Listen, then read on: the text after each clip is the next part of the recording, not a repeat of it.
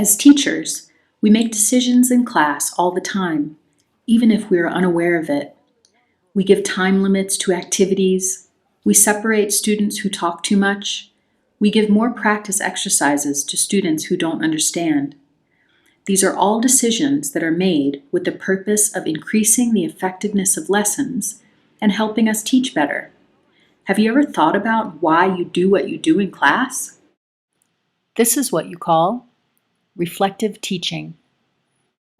According to education scholar Jack Richards, reflection refers to the act of remembering something, thinking about it, evaluating it, in order to make a plan for future action.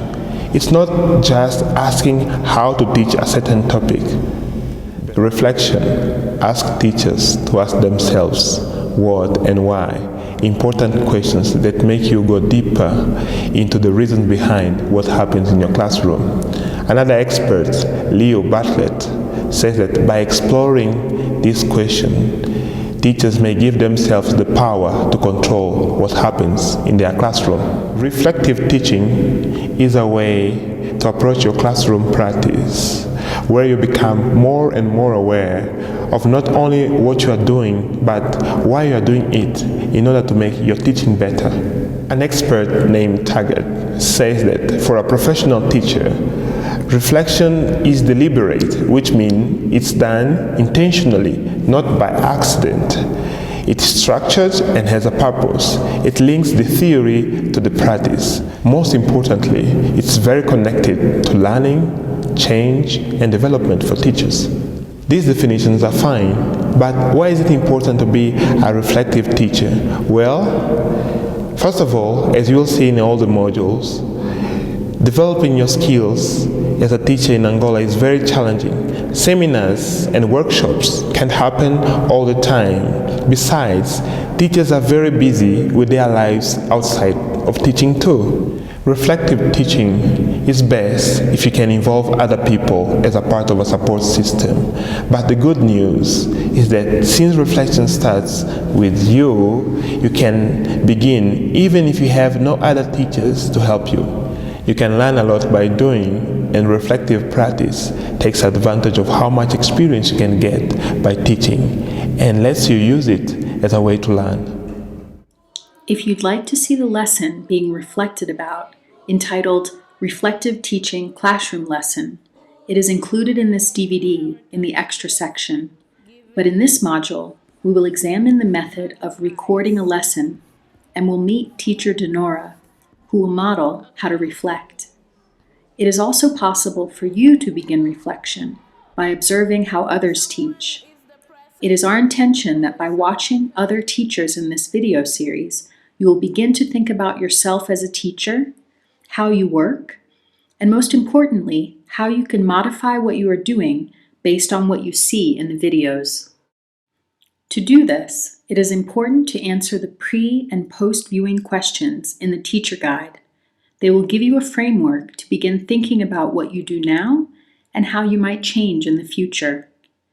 Let's get started and meet Denora. I'm Denora Batista, and I started teaching when I was 19 years old. So it's like about 6 years that I've been teaching English. And how I learned English, I liked to watch movies without listening or the subtitles, and then I like to hear some music in English too. So that's how I started to have to like English.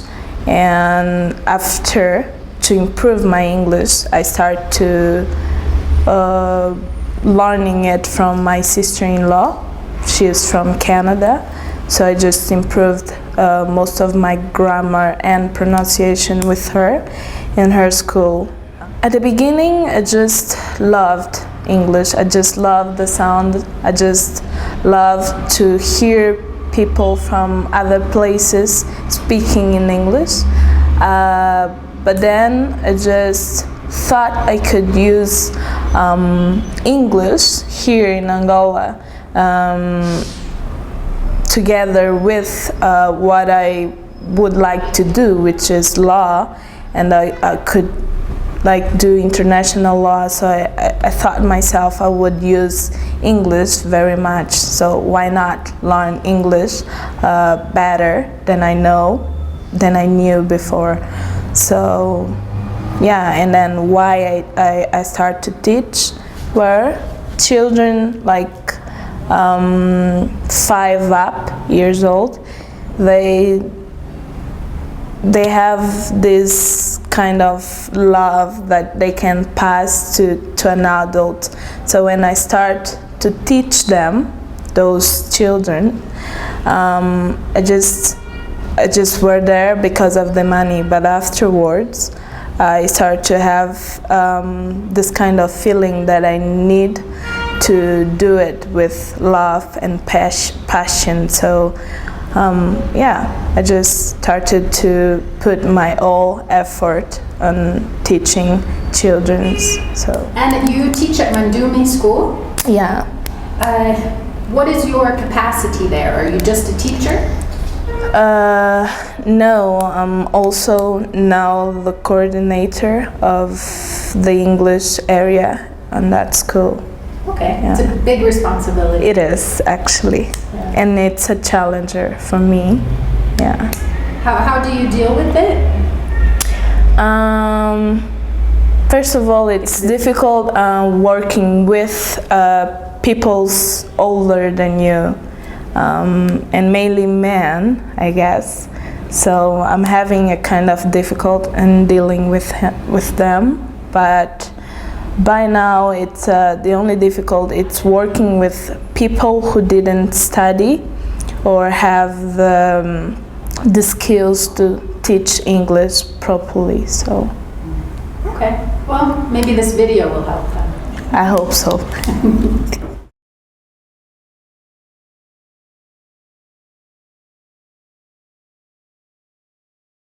The experience step was when I taught the lesson. As Denora said, the experience step is the simplest one. It's having an experience in your classroom, just going through your lesson. Before you reflect, you must have some kind of experience to draw your reflections from.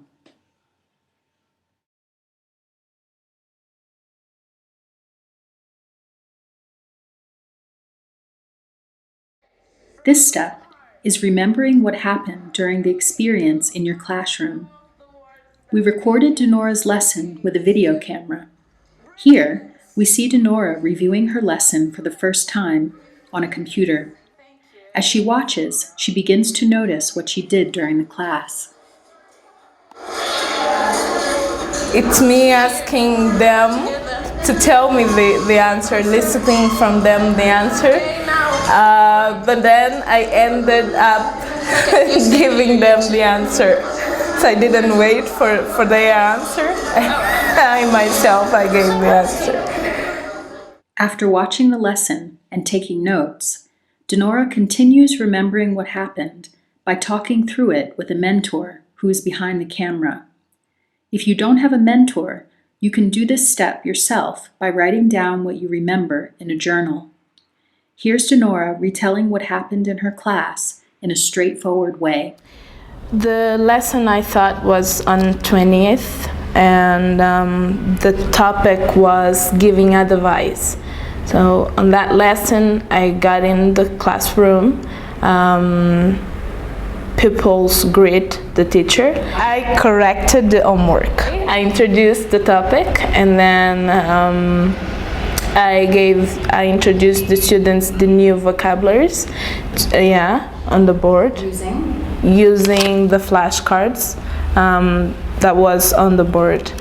And then students had the moment to copy the new vocabularies, and then I introduced the question, the new structure, the question and answer, and then students had the freer practice. afterwards, students had the homework on the board and then the summary.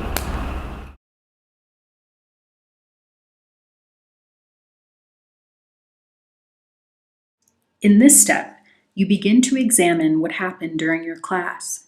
First, you can ask yourself general questions like, what do you think went well? Or, how did you feel about this class in general? You can start to explain why you did something, or justify why you did not do it. You can identify problems. You can even think about alternative techniques or actions. In the analysis step, it's very useful to have another person to give an opinion. We don't have all the answers. However, if you are alone, you will just have to do it yourself.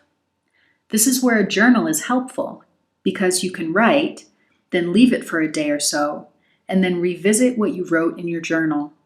Maybe this way, you'll be able to see what happened with different eyes.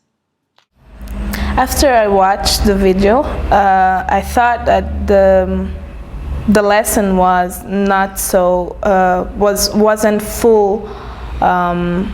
That was missing much of the parts that a lesson needed to be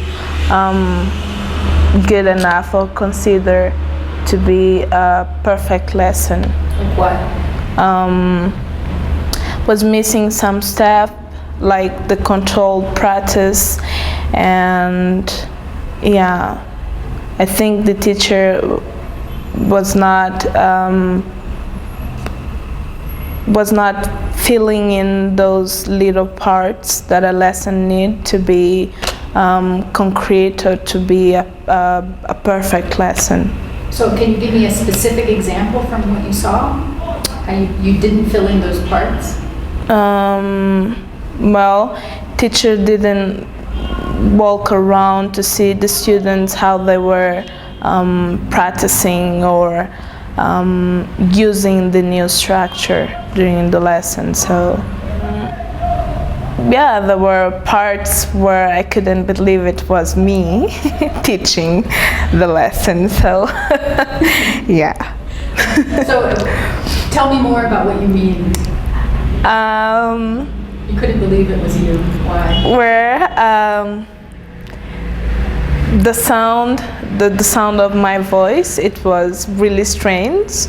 The way I was looking and acting and moving my hands, my head and everything, yeah, that was strange.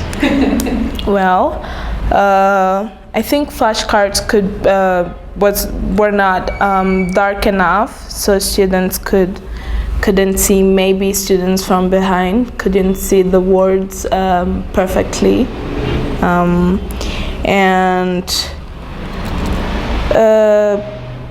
it seems like I was not prepared, but it was because I was nervous, maybe because there was an observer inside the classroom.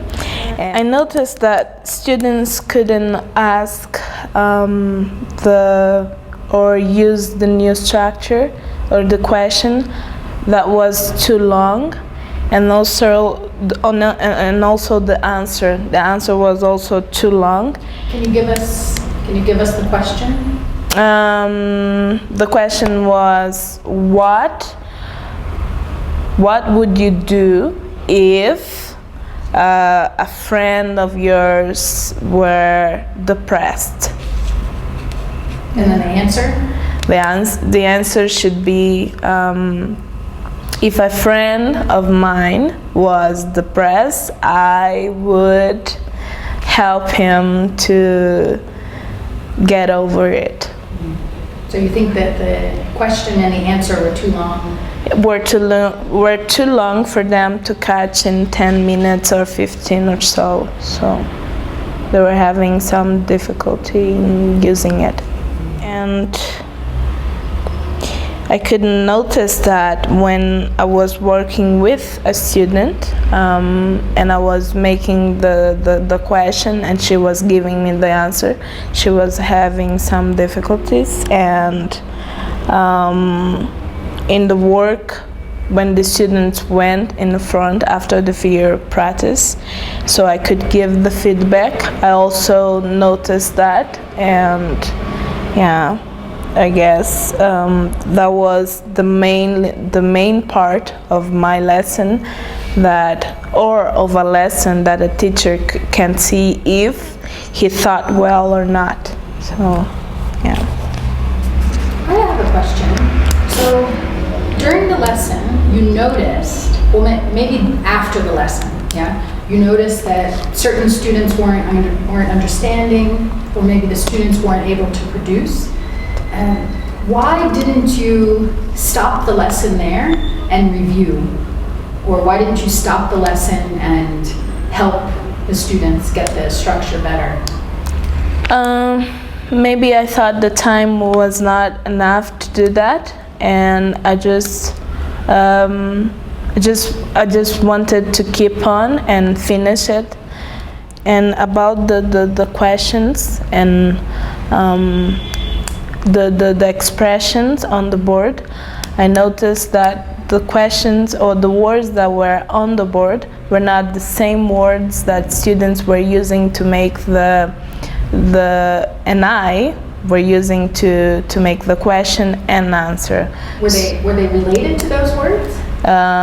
They were, yes, related to those words, but the words on the board were nouns, and the words that I was using in freer practice were verbs, I guess. Adjectives. Yes. So maybe I could use some helping verbs and give them clues under each new vocabulary that were on the board, or each new words there. So students could use those verbs or helping verbs to make the questions and answer. Like what, for example? The word, for example, depression. I could put have there under the word depression. So students, when they were doing the questions, they could say, what would you do if you have depression? And the answer could be, if I have depression, I would get over it by going to the hospital or something. The time I was using to introduce the new vocabulary, I guess I was using too much time getting them to recall what I was the new vocabularies. So I guess that was unnecessary to get them to repeat over and over again. I could maybe use gestures. That was something that I was thinking about.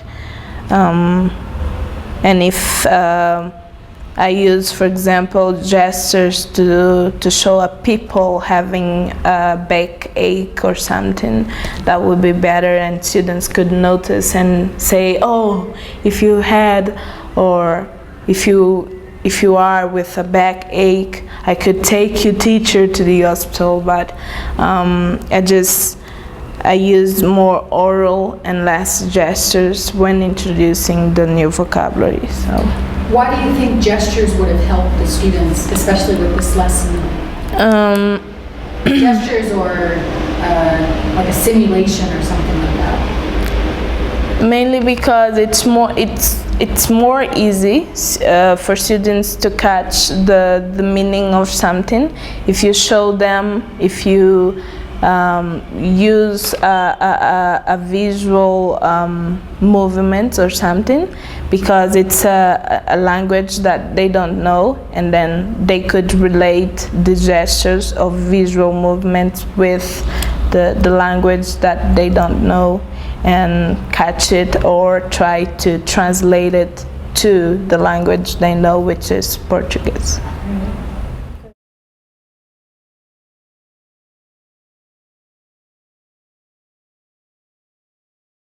In this step, you use what you've observed and your analysis to make a plan of how to modify your teaching. This is where you can start to change and get better.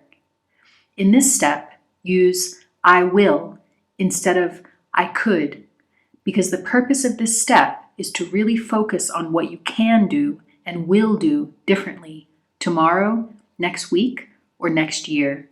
I think for grade 9 next year,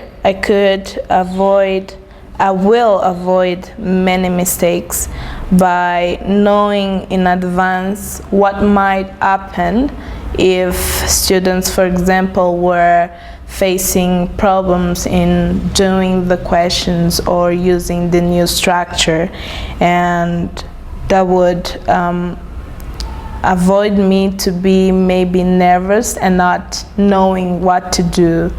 And what to expect. Oh, what to expect, yes. If students were having problems, I will know exactly what to expect if students were facing some problems regarding parts in the lesson or during the lesson.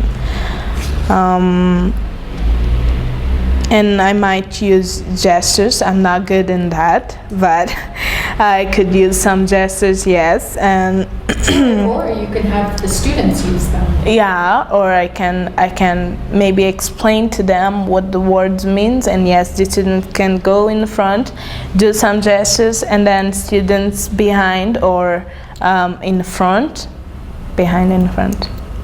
Okay, students could tell what exactly the other is doing, and that could give more interaction. I could get more interaction inside the classroom, and the scenario would be students having fun, and that would be more easy, I guess.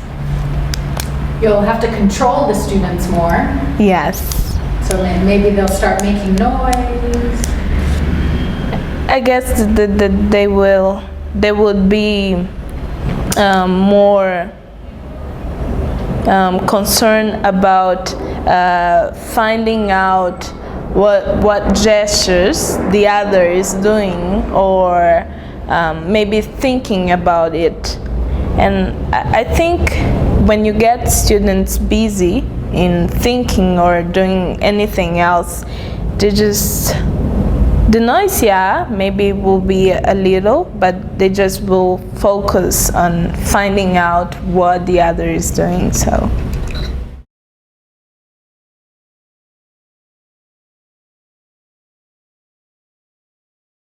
When I first saw the film, I thought it amazing. Like, I never thought of using a film or recording myself on my classes and then watch myself during that lesson.